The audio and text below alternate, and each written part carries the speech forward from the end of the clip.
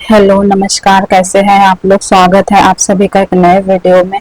आज हम इस वीडियो में बात करेंगे नक्सलवाड़ी कविता में के बारे में। यह जो नक्सलवाड़ी कविता है यूजीसी के इकाई 5 में लगी हुई है और इसके लेखक धूमिल जी हैं।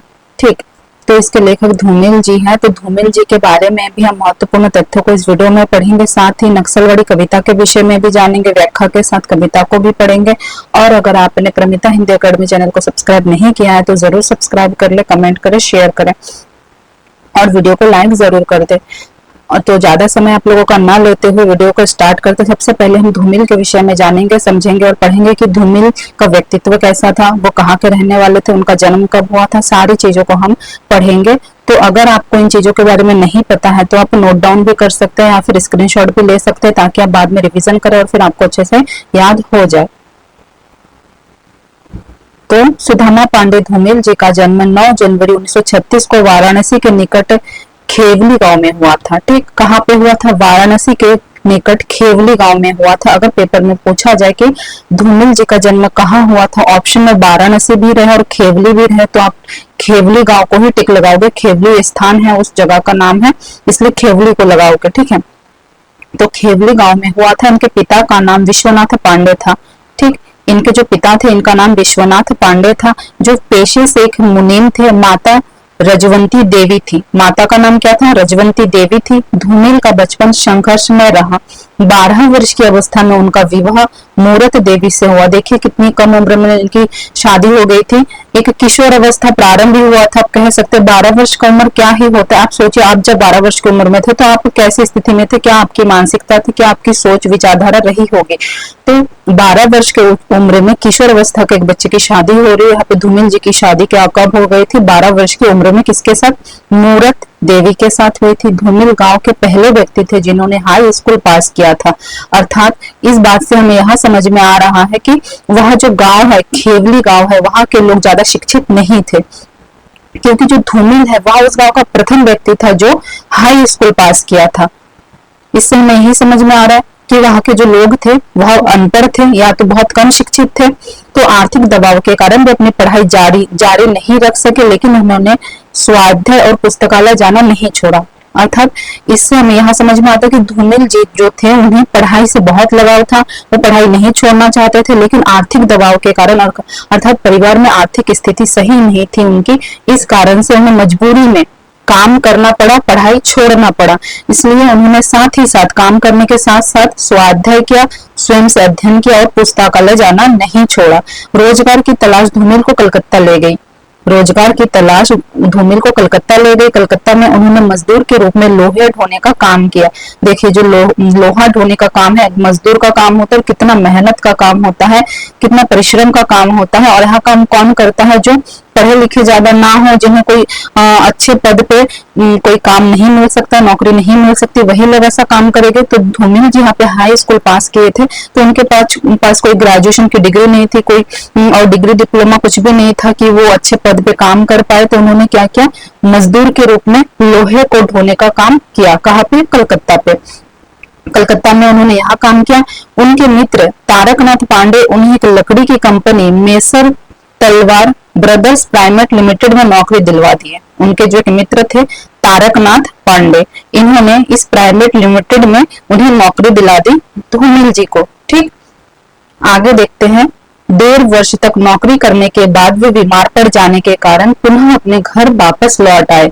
उस कंपनी में, उस प्राइवेट लिमिटेड में धूमिल जी ने 1.5 वर्ष तक काम किया। उसके बाद वो बीमार पड़ गए और अपनी शारीरिक स्थिति सही न होने के कारण वो घर वापस आ गए, अपने गांव वापस आ गए। उसके बाद उन्हें 1958 में प्रथम श्रेणी में विद्युत में डिप्लोमा किया। तो देखिए पीछे उन्होंने क्या किया था? स्वाध्याय किया था, पढ़ाई नहीं छोड़ी थी। भले स्कूल नहीं जाते थे लेकिन खुद से पढ़ते रहे थे। और क्या करते थे? वो लाइब्रेरी में जाना नहीं छोड़ते, नियमित रूप से लाइब्रेरी भी जाते थे। इसके फलस्वरूप उन्होंने प्रथम श्रेणी में विद्युत में डिप्लोमा किया। पढ़ाई एक ऐसी चीज है जो दुनिया का हर व्यक्ति, हर इंसान आपको छोड़ सकता है, लेकिन आपका शिक्षा आपको कभी नहीं छोड़ेगा। वो आपका हाथ कभी नहीं छोड़ेगा, हमेशा आपका हाथ पकड़ के रखेगा। शिक्षा बहुत शक्तिशाली होती है, बहुत शक्ति होती है शिक्षा में। तो देखिए धूमिल जी ने प्रथम श्रेणी में विद्युत में डिप्लोमा किया। आगे चलकर वे विद्युत अनुदेशक के रूप में पद में नियुक्त हो गए।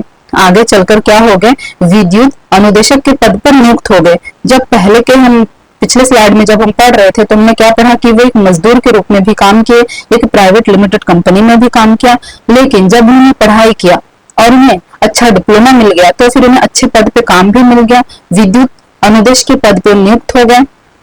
तो देखिए समय कैसे परिवर्तन हुआ, और समय ऐसे ही परिवर्तन नहीं हुआ, उन्होंने उसके पीछे अपना परिश्रम लगाया, अपनी मेहनत लगाई, सब कुछ लगाया, तब समय परिवर्तित हुआ। आगे उनकी काव्य रचना देख लेते, काव्य संग्रह। तो संसद से सड़क तक इसका प्रकाशन धूमिल जी ने स्वयं किया। यहाँ जो संसद से सड़क तक काव्य संग्रह है, इसका प्रकाशन धूमिल जी ने स्वयं किया था। कल सुनना मुझे काव्य संग्रह है धूमिल जी का, इसके संपादक राजशेखर थे। इसे नोट डाउन जरूर से कर लेना है चारों को। संसद से सड़क तक इसका प्रकाशन धूमिल ने स्वयं किया था। कल सुनना मुझे काव्य संग्रह धूमिल जी का है, लेकिन संपादन इसका राजशेखर जी ने किया है। धूमिल की कविता नाम से एक काव्य संग्रह है जिसका संपादन डॉक्टर शुकदेव ने किया। धूमिल की कविताएं नाम से काव्य संग्रह है धूमिल जी का, इसका संपादन डॉक्टर शुकदेव जी ने किया। और एक काव्य संग्रह है सुदामा पांडे का प्रजातंत्र। क्या है? सुदामा पांडे का प्रजातंत्र। यहाँ भी एक काव्य संग्रह धूमिल जी का, इसका संपादन किसने किया? रत्न शंकर धूमिल के पुत्र ने किया। और रत्न शंकर नाम भी याद रखना है कि धूमिल के पुत्र का क्या नाम था, तो रत्न शंकर धूमिल। आगे देख लेते कविताएं, कौन कौन सी कविताएं। देखिए स्लाइड में मैंने कुछ अलग से लगाया ताकि आपको स्लाइड अच्छे से समझ में आए। इस स्लाइड में मैं बता दूं पहले से कि पुरस्कार की बात हो रही, तो मैंने कुछ इस प्रकार से लगाया स्लाइड को, पेजेस को, ताकि आपको स्लाइड देख के या पढ़ने के बाद स्लाइड भी याद रह जाएगा, तो भी आपको याद आ जाएगा कि इस पेज में हमने इस प्रकार से पढ़ा था। तो इस वजह से मैंने थोड़ा सा मेहनत करके स्लाइड्स को इस प्रकार से रखा। देखिए यहाँ पे 1.5 वर्ष तक काम किया, तो मैंने इस पेज पे एक महीनों वाला पेज लगाया है। तो आप, मुझे लगता है कि आपको इस चीज से फायदा होगा। अगर आपको इस चीज से फायदा हो रहा है तो कमेंट जरूर करें। तो आगे हम देखते हैं मोचीराम। मोचीराम कविता है धूमिल जी का 20 साल बाद कविता है धूमिल जी का। पटकथा धूमिल जी की कविता। रोटी और संसद धूमिल जी की कविता है। लोहे का स्वाद भी धूमिल जी की एक कविता है। सुदामा पांडे धूमिल को उनकी प्रसिद्ध काव्य कल सुनना मुझे के लिए 1979 में, कब? 1979 में साहित्य अकादमी पुरस्कार से सम्मानित किया गया। यह पुरस्कार उन्हें मरणोपरांत दिया गया था। तो किस साहित्य की वजह से या किस काव्य की वजह से उन्हें साहित्य अकादमी पुरस्कार मिला? तो कल सुनना मुझे के लिए 1979 में साहित्य अकादमी पुरस्कार से सम्मानित किया गया, मरणोपरांत किया गया। ठीक, अब हम आ जाते हैं धूमिल कविता पर। धूमिल कविता के विषय में महत्वपूर्ण तथ्यों को जानेंगे, समझेंगे कि आखिर लेखक ने धूमिल जी ने नक्सलवाड़ी कविता क्यों लिखी, उसका क्या कारण था। कविता का कुछ तो महत्व तथ्य होगा तभी उन्होंने लिखा है। तो हम सबसे पहले इन्हीं तथ्यों को समझेंगे कि कविता का सारांश क्या है, किन वजहों से, किन कारणों से कवि मजबूर होता है कविता लिखने के लिए, प्रेरित होता है कविता लिखने के लिए। तो हम धूमिल जी की नक्सलवाड़ी कविता को पढ़ने से पहले हम यहाँ जानेंगे कि कवि किन कारणों से प्रेरित हुआ या फिर मजबूर हुआ यह नक्सलवाड़ी कविता लिखने के लिए। नक्सलवाड़ी कविता, धूमिल की यह कविता उनके पहले काव्य संग्रह संसद से सड़क तक में प्रकाशित है। किसमें प्रकाशित है? संसद से सड़क तक काव्य संग्रह में प्रकाशित है। संग्रह से पहले 1967 में 1967 में यहाँ बनारस से निकलने वाली पत्रिका आमुख में छपी थी। जब इस कविता को, नक्सलवाड़ी कविता को काव्य संग्रह में संग्रहित किया गया, उससे पहले यह पत्रिका में छप चुकी थी। और किस पत्रिका में छपी थी? आमुख पत्रिका में छपी थी। कब छपी थी? 1967 में। यही साल नक्सलवाड़ी विद्रोह का साल था। ठीक, यही साल, मतलब नक्सलवाड़ी विद्रोह एक विद्रोह हुआ था दबे कुचले लोगों द्वारा, निचली जाति के लोगों द्वारा, जिन्हें सारे उच्च वर्ग के शासक वर्ग या फिर उद्योगपति वर्ग, पूंजीपति वर्ग, सशक्त वर्ग, ठीक, इनके द्वारा जिनका शोषण किया जाता है शारीरिक मानसिक रूप से, उनके द्वारा एक संगठन बना जिसे नक्सलवाड़ी कहा गया। जो क्या हुआ, जब दबे कुचले लोग समूह में इकट्ठा हुए और इकट्ठा होने के बाद अपनी आवाज बुलंद किया, वो उन जो पीड़ा उन्हें दिया जा रहा था सरकार की तरफ से, उन्हें अब बर्दाश्त नहीं करना चाहते थे वो, तो इन्होंने आवाज उठाई। और ऐसे ही अगर आप आवाज उठाओगे तो आपकी आवाज कोई नहीं सुनेगा, तो इन्होंने क्या किया, शस्त्र लिया साथ में, अर्थात बंदूक उठाई इन्होंने।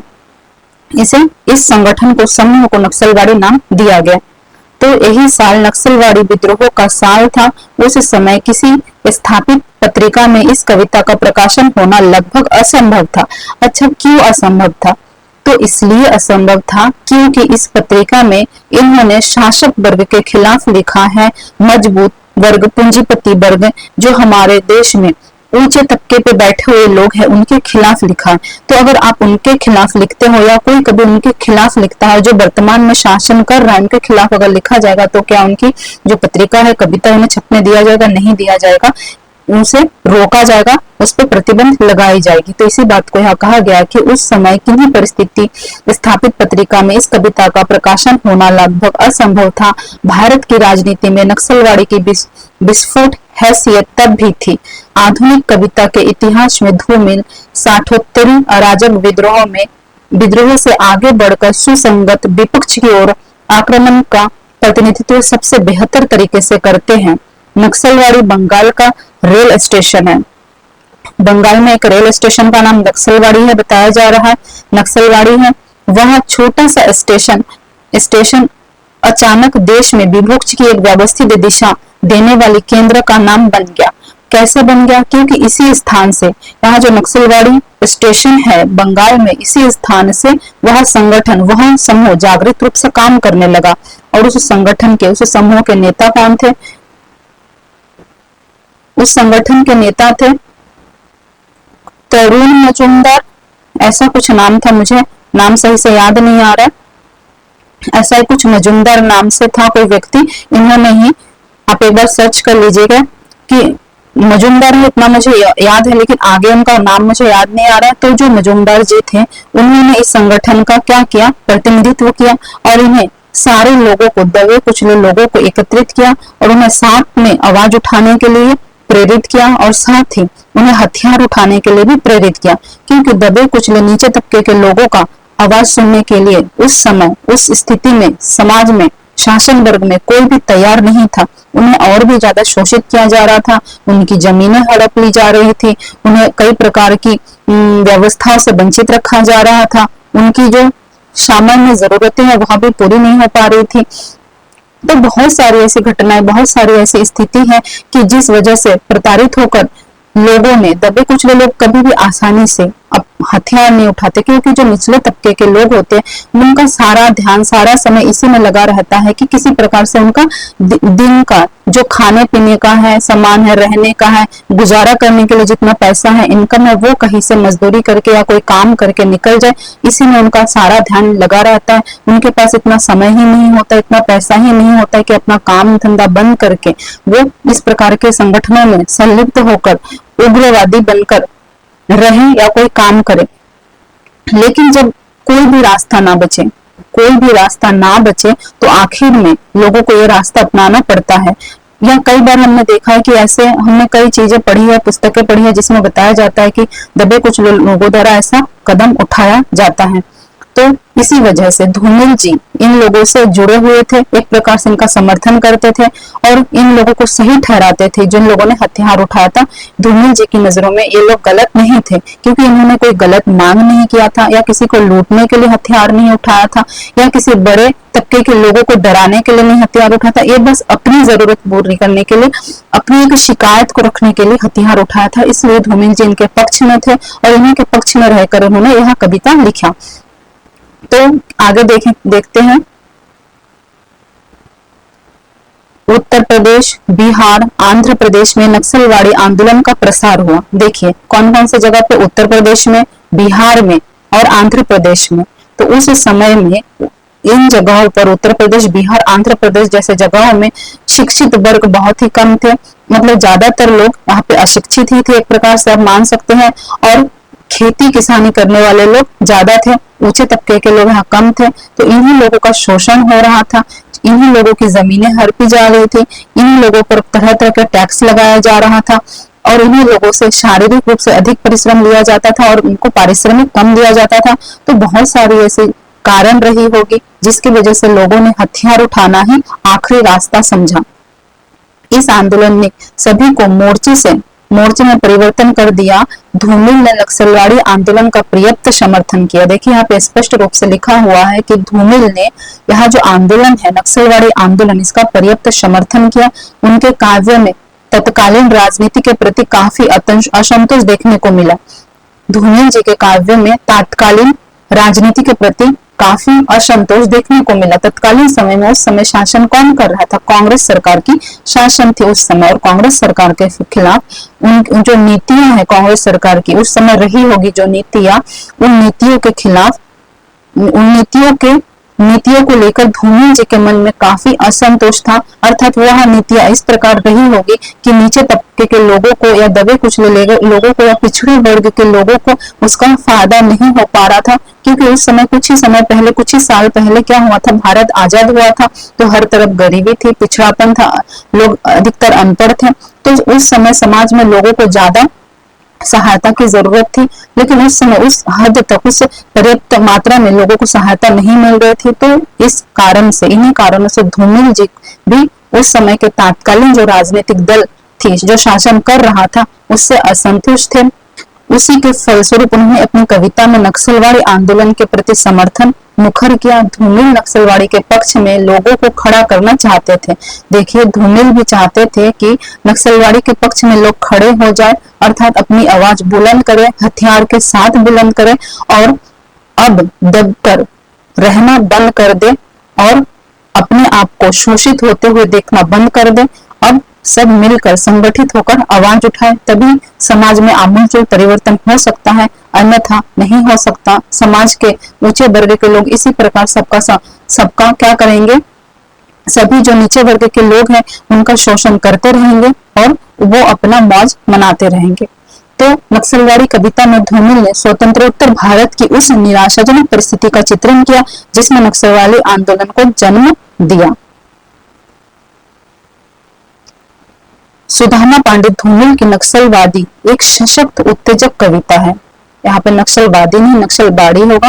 नक्सलबाड़ी एक सशक्त और उत्तेजक कविता है जो भारत में सामाजिक राजनीतिक स्थिति की आलोचना करते हैं। अपनी तीखी और क्रांतिकारी आवाज के लिए मशहूर धूमिल ने उत्पीड़ितों और हाशिए पर बड़े लोगों की दुर्दशा पर गहराई से विचार किया। देखें यहाँ पे बताया जा रहा है कि स्पष्टवादी थे धूमिल किसी का चापलूसी नहीं करते थे, इस प्रकार के कवि वो नहीं रहे हैं। वो स्पष्टवादी थे, तीखा बोलते थे और सीधा साफ बोलते थे।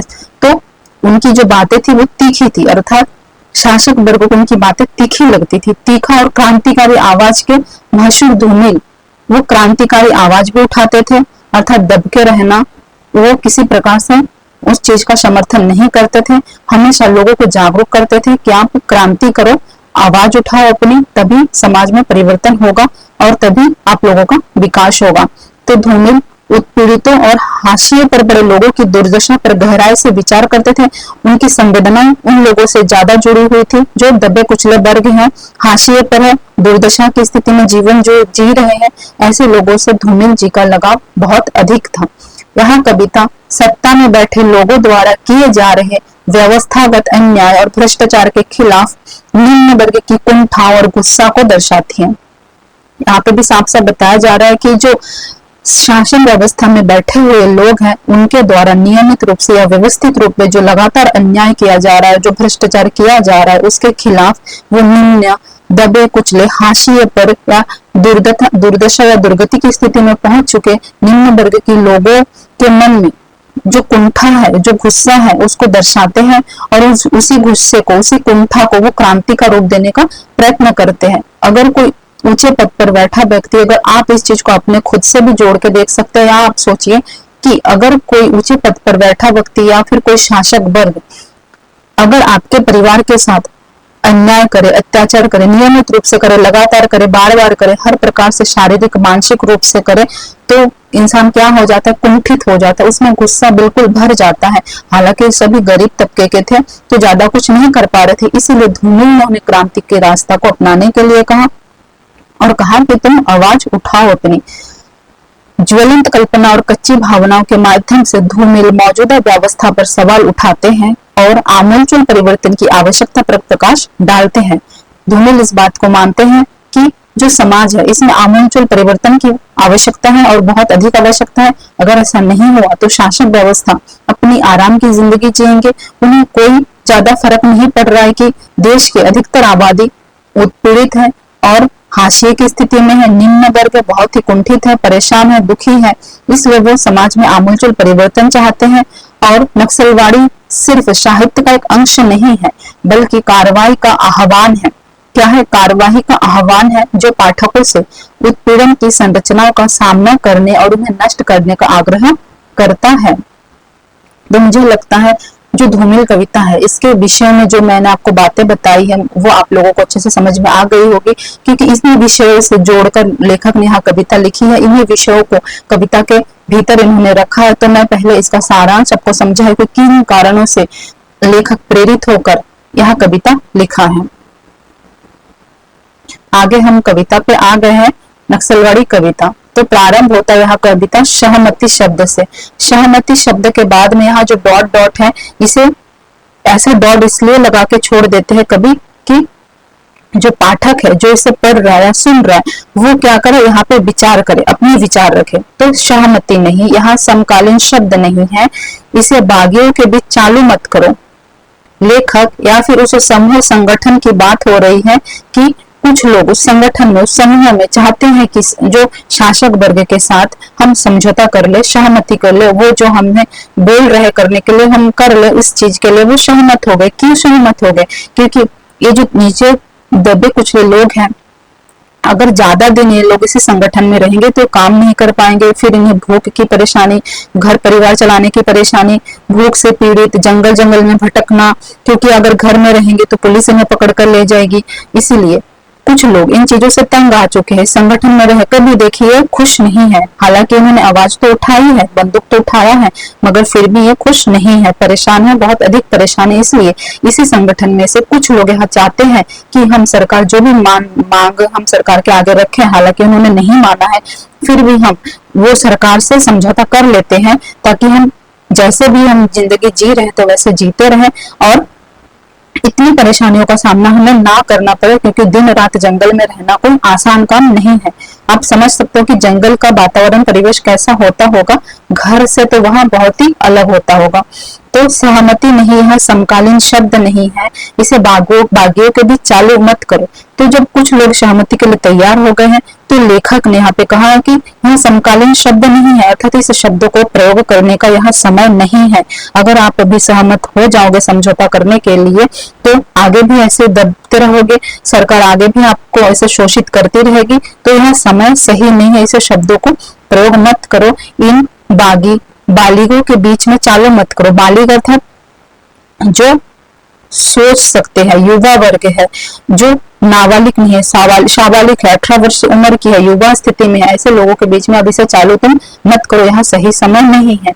जंगल से जिरह करने के बाद उसके साथियों ने उसे समझाया कि भूख का इलाज नींद के पास है। देखिए ये लोग जंगल में भटक रहे थे, नक्सलवाड़ी में जो नक्सली लोग हैं उनके बारे में साफ साफ कहा जा रहा है कि वो जंगल में भटकते रहे और ना उनकी भूख मिट रही थी सही से, ना वो सो पा रहे थे सही से। तो जंगल में रहते हुए कुछ लोगों ने कहा कि इन सब चीजों का इलाज किसके पास है?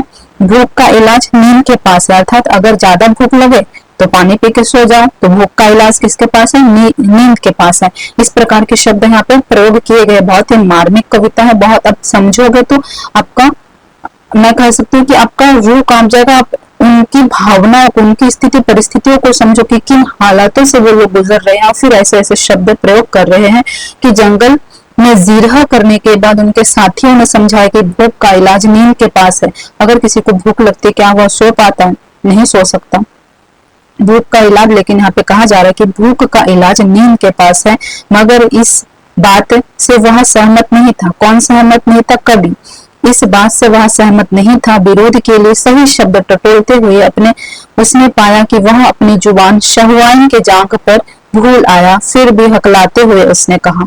यहाँ पे जो शहुआइन की जांघ वाला शब्द आया है, यह मुहावरे के तौर पे आया है, अर्थात वो जो संगठन है वो अब दो भागों में बंटने जा रहा है। कुछ लोग इसमें चाहते हैं कि समझौता हो जाए, कुछ लोग इसमें चाहते हैं कि नहीं, समझौता अभी नहीं होना चाहिए, हमें ऐसे ही कठोरता से बने रहना चाहिए, डटे रहना चाहिए, संगठन में लड़ना चाहिए, तभी हमारा कुछ भला हो सकता है, समाज में कुछ परिवर्तन आ सकता है, हमारे जीवन में कुछ परिवर्तन आ सकता है, हमारे जो आने वाले पीढ़ी है, जो हमारे आने वाले बच्चे हैं, उनका जीवन सुधर सकता है। इसीलिए कुछ लोग चाहते हैं कि समझौता ना हो।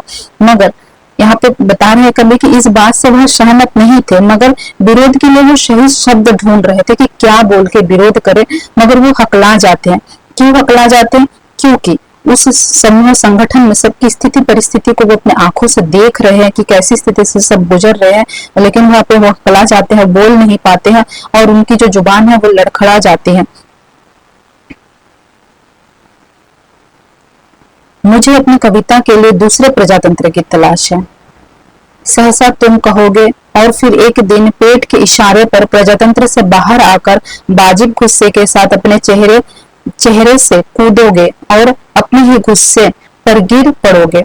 तो यहाँ पे लेखक कह रहे हैं कि मुझे अपनी कविता के लिए दूसरे प्रजातंत्र की तलाश है। यहाँ प्रतीकात्मक रूप से, अर्थात लेखक यहाँ पे कहना चाह रहे हैं कि जो मुझे क्या है, दूसरे प्रजातंत्र या दूसरे संगठन या दूसरे लोगों की आवश्यकता है, क्योंकि तुम लोग या तुम में से कुछ लोग इस चीज को समझ नहीं पा रहे हो कि हमें इस संगठन में बने रहना है, यहाँ जो संगठन हमने बनाया है इसे डटे रहना है, तभी क्या होगा, हमारा विकास होगा, हमारी जो स्थिति है उसमें परिवर्तन होगा। इसलिए लेखक यहाँ पे कह रहे हैं कि मुझे अपनी कविता के लिए दूसरे प्रजातंत्र की तलाश है, सहसा तुम कहोगे, अर्थात एक समय ऐसा आएगा, अभी तो तुम चाहते हो कि समझौता हो जाए, उन लोगों को कभी समझा रहे कि अब तो तुम चाहते हो कि समझौता हो जाए, समझौता कर लोगे, फिर कुछ समय बाद वही सारी स्थिति सामने आएगी, वही सारा चीज सामने आएगा, तुम्हारा वैसे ही शोषण होगा, तुम्हारे बच्चे तुम्हारे सामने वैसे ही शोषित होंगे, तुम्हारे परिवार वैसे ही शोषित होंगे, तो तुम्हारे अंदर फिर से कुंठ आएगा, गुस्सा आएगा, तुम फिर से परेशान हो जाओगे। तो फिर क्या होगा, तुम फिर पेट के इशारे पर प्रजातंत्र से बाहर आकर वाजिब गुस्से कर, फिर से तुम्हें बहुत गुस्सा आएगा और तुम फिर से लड़ने के लिए तत्पर होगे, उठोगे, लेकिन लड़ नहीं पाओगे क्योंकि तब तक बहुत देर हो चुकी होगी। तो गुस्से के साथ क्या हो जाएगा, गिर पड़ोगे तुम। क्या मैं गलत कह रहा हूँ? कवि यहाँ पे प्रश्न पूछ रहे हैं, क्या मैं गलत कह रहा हूँ? आगे, आखिरकार इस खाली पेट के सिवा तुम्हारे पास और कौन सी सुरक्षित जगह है जहां खड़े होकर तुम अपने दाहिने हाथ की साजिश के खिलाफ लड़ोगे। देखिए, लेखक यहाँ पे साफ साफ बता रहे हैं कि आखिरकार खाली पेट के सिवा तुम्हारे पास और कौन सी सुरक्षित जगह है। यहाँ कथन देखिए कि जो लोग इस संगठन में हैं, उनकी स्थिति कितनी दयनीय है, कितनी दुर्दशा की जीवन जी रहे हैं, वो कितने परेशान है कि उन्हें भोजन भी नसीब नहीं हो रहा है, वो खाली पेट है, अर्थात 2 टाइम का खाना या 3 टाइम का खाना भी उन्हें नसीब नहीं हो रहा है, ऐसी स्थिति से वो गुजर रहे हैं। तुम्हारे पास खाली पेट के सिवा और कौन सी सुरक्षित जगह है जहां खड़े होकर तुम अपने दाहिने हाथ की साजिश के खिलाफ लड़ोगे। यह एक खुला हुआ सच है कि आदमी बायां हाथ की नैतिकता से इस कदर मजबूर होता है कि तमाम उम्र गुजर जाती है, मगर यह जो शब्द है यह कवि ने गुस्से को व्यक्त करने के लिए लिया है, सिर्फ बाएं हाथ से धोते हैं। तो यहाँ पे बताया जा रहा है दाहिना हाथ और बायां हाथ, 2 हाथ यहाँ पे बताया जा रहा है, यहाँ दोनों हाथ प्रतीक के रूप में लिया गया है। जैसे कि लेखक दाहिने हाथ को इसलिए प्रतीक के रूप में लिया है कि जब हम कोई भी कार्य करते हैं, जैसे किसी से हाथ मिलाना हो, क्या कोई काम करना हो या कुछ भी करना हो, तो हम ज्यादातर दाहिने हाथ का प्रयोग करते हैं। खाना खाना हो, कुछ लिखना हो, पढ़ना हो, मेहनत का काम करना हो, वजन उठाना, तो सारा काम हम ज्यादातर दाहिने हाथ के प्रयोग से ही करते हैं।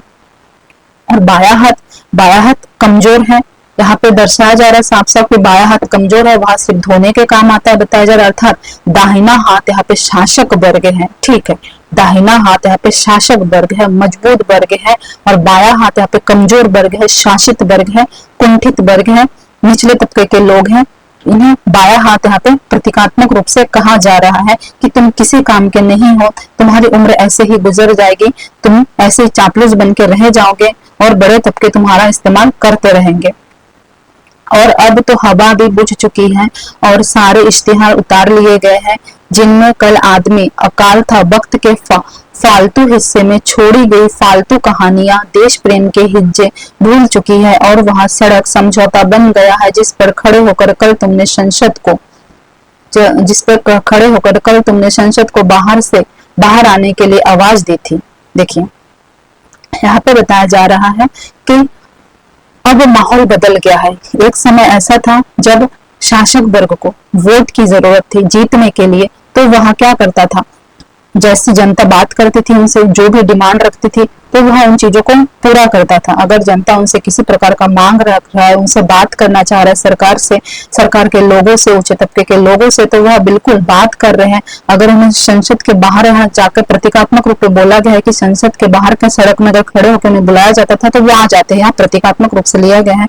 अर्थात कोई भी व्यक्ति किसी भी तबके से हो, निचले से निचले तबके से हो, अगर वह किसी बड़े तबके के व्यक्ति से, नेता से या शासक वर्ग के लोग से बात करना चाहते हैं, वह सहज रूप से कर पाता है। कब? जब वह वोट के लिए आते हैं, चुनाव का समय होता है। लेकिन अब समय बदल गया है। क्या हो गया? वो जीत चुके हैं, समय बदल गया है, सारे इश्तिहार उतार लिए गए। ठीक है, सारे इश्तिहार उतार लिए गए हैं और क्या हो गया है, वक्त के फालतू हिस्से छोड़ गई फालतू कहानियां देश प्रेम के हिज्जे भूल चुकी है।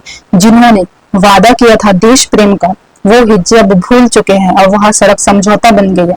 और जिस सड़क पे वह रैली निकालते थे, वह नारे लगाते थे और जिस सड़क पे तुम जाके उनसे बात करते थे, वहां अभी समझौता बन गई है। अर्थात है जो शासक वर्ग है उनके साथ जो ऊंचे तबके के लोग हैं, जो अधिकारी लोग हैं, जो पूंजीपति लोग हैं, जो सुसंगठित लोग हैं, जो आर्थिक रूप से बिल्कुल मजबूत लोग हैं, यहाँ लोग भी उनके साथ मिल गए हैं, मिलकर काम कर रहे हैं। तो वहां समझौता कर लिए हैं आपस में, जिस पर खड़े होकर कल तुम संसद को बाहर आने के लिए आवाज दे रहे थे। ठीक नहीं, अब यहाँ कोई नहीं है। देखिए लेखक उन लोगों को समझा रहे हैं कि यहाँ अब कोई नहीं है, अर्थात अब यहाँ तुम्हारी आवाज सुनने के लिए, तुम्हारे दुख दर्द को देखने समझने के लिए, तुम्हारी तकलीफों को, परेशानियों को दूर करने के लिए अब यहाँ पे कोई नहीं आएगा। नहीं, वहां कोई नहीं है, मतलब कि इबारत से होकर सब के सब व्यवस्था के पक्ष में चले गए। जितने भी मजबूत तबके के लोग हैं, बड़े अधिकारी हैं, सब उनके इशारों पर काम कर रहे हैं, अभी शासक वर्ग के इशारों पर। लेखपाल की भाषा के लंबे सुनसान में जहां पालो और बंजर का फर्क मिट चुका है, जहां पालो और बंजर का फर्क मिट चुका है, चंद खेत हथकड़ी पहने खड़े हैं। देखिए चुनाव हो गया है, सरकार बन गई है, शासक वर्ग अब क्या कर रहे, शोषण कर रहे। यहाँ पे खेत हथकड़ी पहने खड़ी है का क्या अर्थ हुआ?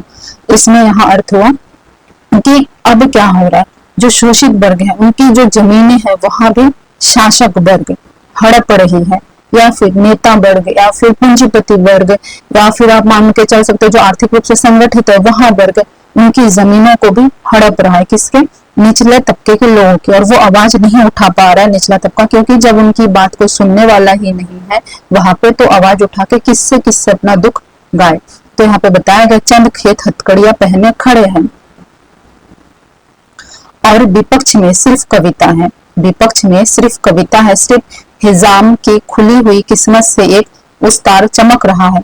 विपक्ष को भी यहाँ टारगेट कर रहे, विपक्ष के बारे में बोल रहे हैं कि विपक्ष भी ज्यादा कुछ नहीं बोल रही है, विपक्ष भी इन चीजों के लिए आवाज नहीं उठा रही है, विपक्ष भी आके दलितों या कुछ निचले तबके लोगों के साथ संगठित होकर खड़ी नहीं हो रही है, उनकी आवाजों को बुलंद नहीं कर रही है। तो यहाँ पे विपक्ष को भी निशाना बनाया गया है। लेखक ने कहा है कि निचला तबका भी क्या है, विपक्ष भी क्या है, सिर्फ कविता है, सिर्फ हजाम की खुली हुई किस्मत में एक उस्तारू है, चमक रहा है, सिर्फ भंगी का एक झाड़ू हिल रहा है, नागरिकता का हल्ला करती हुई गंदगी के खिलाफ, और तुम हो विपक्ष में बेकारी और नींद से परेशान और एक जंगल है।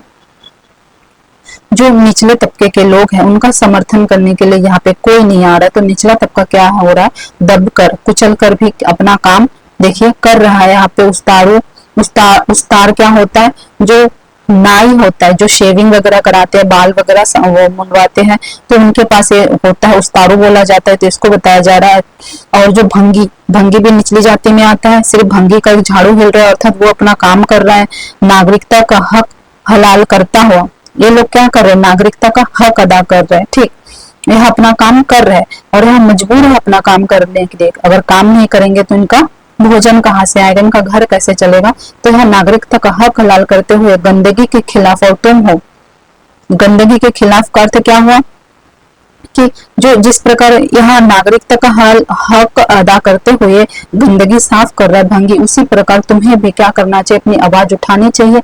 और आवाज उठा करके जो शासक वर्ग में गंदे लोग हैं, बुरे लोग हैं, जो इस प्रकार के काम कर रहे, शोषित करे, उनको क्या करना चाहिए, उन पदों से हटाना चाहिए, है ना। और समाज की सफाई करनी चाहिए, आमूलचूल परिवर्तन लाना चाहिए समाज में। इस प्रकार की बात यहाँ पे लेखक इन पंक्तियों के द्वारा समझाने का प्रयत्न कर रहे हैं कि गंदगी के खिलाफ, और तुम हो विपक्ष में, बेकारी और नींद से परेशान, और एक जंगल है, और समूह को, संगठन को, नक्सलवाड़ी जो संगठन है वहां कभी बता रहे कि तुम बेकारी और नींद से परेशान हो, और एक जंगल है, जंगल में रहने से परेशान हो रहे हो। मतदान के बाद खून में अंधेरा, पछिटता हुआ जंगल मुखबिर है, उसकी आंखों में चमकता हुआ भाईचारा किसी भी रोज तुम्हारे चेहरे की हरियालों को बेमुरब्बत चाट सकता है, खबरदार। अब मतदान हो गया है, यहाँ पे साफ साफ शब्दों में लिखा है मतदान हो गया है, वोट मिल चुका है, सरकार बन गई है। अब वहां जाने का कोई फायदा नहीं सर शासक वर्ग के पास, क्योंकि वहां अंधेरा पछीट रहा है, वहां सुनने वाला कोई नहीं है। लेकिन जंगल मुखबिर की तरह काम कर रहा था। कुछ लोग यहाँ पे ऐसे भी हैं कि निचले तबके के होते हुए भी जो शासक वर्ग है उसके मुखबिरी कर रहे हैं, उन्हें यहाँ की खबर बता रहे हैं, और उनकी आंखों में चमकता हुआ भाईचारा है, वहां तुम्हारे साथ भाईचारा भी निभा रहा है, वहां जाकर मुखबिरी की कर रहे हैं। अर्थात अगर ऐसा चलता रहा और तुम अपना हथियार छोड़ दिए तो किसी दिन ऐसा होगा कि शासक वर्ग आकर तुम्हें क्या करेंगे, हथकड़ी पहना देंगे या ले जाएंगे या मारेंगे, जो भी है उसको इस प्रकार से समझाया जा रहा है कि किसी भी रोज तुम्हारे चेहरे की हरियाली को मैं बुरब्बत चाट सकता है, खबरदार। यहाँ पे लेखक खबरदार कर रहे हैं उस संगठन के लोगों को कि खबरदार, होशियार रहो, हथियार मत गिराओ, हथियार मत छोड़ो, और अपनी लड़ाई मत छोड़ो, डटे रहो, तभी परिवर्तन होगा। नहीं तो ये चीजें उल्टा तुम्हारे ऊपर ही आ जाएगी और शासक वर्ग तुम्हें ही हथकड़ी पहना के अंदर डाल देगी या तुम्हारा फिर से उसी प्रकार से शोषण करती रहेगी।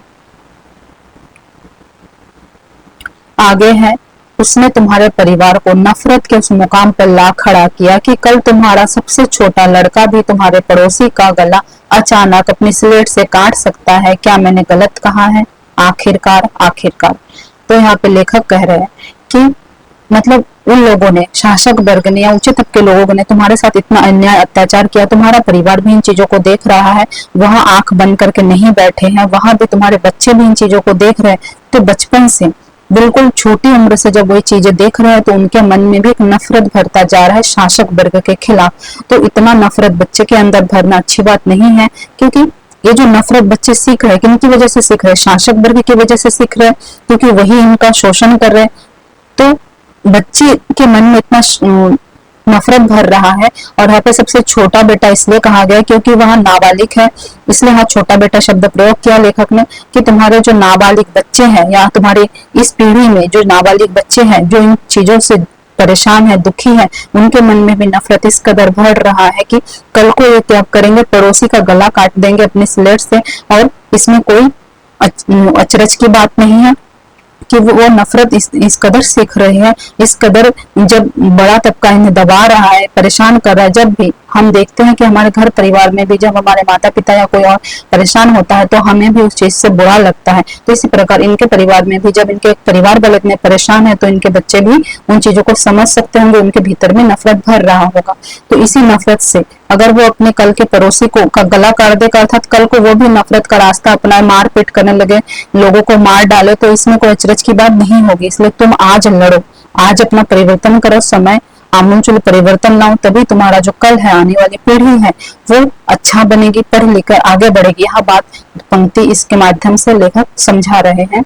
आखिरकार आखिरकार के बाद जो डॉट डॉट है, अर्थात आगे की जो बातें हैं वहां पढ़ने वाले पे लेखक छोड़ते हैं और यही पे यहाँ जो कविता है यहाँ समाप्त हो रही है।